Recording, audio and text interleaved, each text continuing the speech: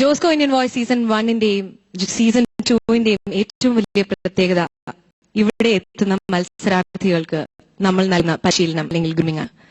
ഇതിനുവേണ്ടി ഇവിടെ ഒട്ടനവധി ട്രെയിനേഴ്സ് ചേർന്നിട്ടുണ്ടായിരുന്നു ഇതിനു മുമ്പും. ഇന്ന് നമ്മുടെ ഒപ്പമുള്ളത് വളരെ വളരെ പ്രഗത്ഭനായ ഒരു വോക്കൽ ട്രെയിനറാണ് ശ്രീ ശശികുമാർ സർ.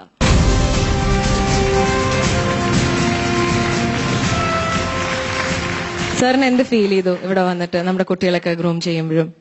ഓരോ കുട്ടികളും നല്ല ജ്ഞാനമുള്ള കുട്ടികളാണ്.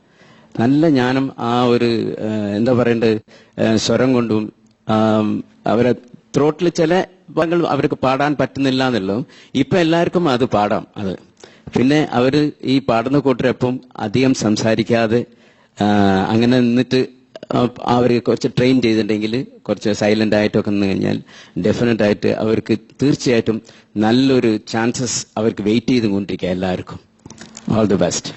Thank you sir. നമുക്കിനി ജഡ്ജസിനോട് ചോദിക്കാം. ശശികുമാർ സർ നമസ്കാരം. നമസ്കാരം. ശരത് സർ നമസ്കാരം. ഒരുപാട് കുട്ടികൾ ഇവിടുത്തെ എല്ലാ പാടുന്ന കണ്ടസ്റ്റൻസിനും പറഞ്ഞിരുന്നു പാട്ട് ഒരു 10 മിനിറ്റ് കൊണ്ട് സാറ് കൊടുക്കുന്ന എക്സസൈസിൽ ഭയങ്കര വ്യത്യാസം കാണുന്നു. ആൻഡ് കഴിഞ്ഞ തവണ നമ്മുടെ ഇന്ന് എലിമിനേറ്റ് ആയി. ഇപ്പൊ എനിക്ക് ശരിക്കും ആ കുട്ടിക്ക് എപ്പോഴും വോയിസ് പ്രശ്നം കൊണ്ടാണ് എലിമിനേറ്റ് ആയത്. രാധിക ഇപ്പൊ ഇന്ന് ഇവിടെ സാറിന്റെ എക്സ്ട്രാ ട്രെയിനിങ് എടുക്കാൻ വന്നിരുന്നു ഈ ഒരു ഇതിലും. പക്ഷെ രാധികയുടെ പാടിക്കെട്ടപ്പോ വളരെ ഇമ്പ്രൂവ്മെന്റ് കാണുന്നു. അപ്പൊ താങ്ക്സ് എ ലോട്ട്. ഒരുപാട് അവരെ ഹെൽപ്പ് ചെയ്യുന്നു എന്ന് പറഞ്ഞു കേട്ടു. തീർച്ചയായിട്ടും ഇനിയും യുവർ പ്രസൻസ് ആവശ്യമാണ്. എല്ലാ അനുഗ്രഹവും എല്ലാ കുട്ടികൾക്കും കൊടുക്കണം. തീർച്ചയായിട്ടും പ്രസൻസ് ഉണ്ടാവും. ഇന്നലെ ഞാൻ സാറിന്റെ കൂടെ കുറച്ച് ഇരുന്നപ്പോ ഫോൾസിറ്റോയിലൊക്കെ കീബോർഡും വായിച്ച് അസാധ്യമായിട്ട് പാടുന്നത് കേട്ടു. മറ്റേ ഒരു ജാസ് സിംഗറിനെ പോലെ എന്ത് നോട്ട് വായിച്ചാൽ അതുപോലെ അത് ഫോൾസിറ്റോയിൽ പാടുന്ന ഡെമോൺസ്ട്രേഷൻ വാസ് ബ്രില്യന്റ്.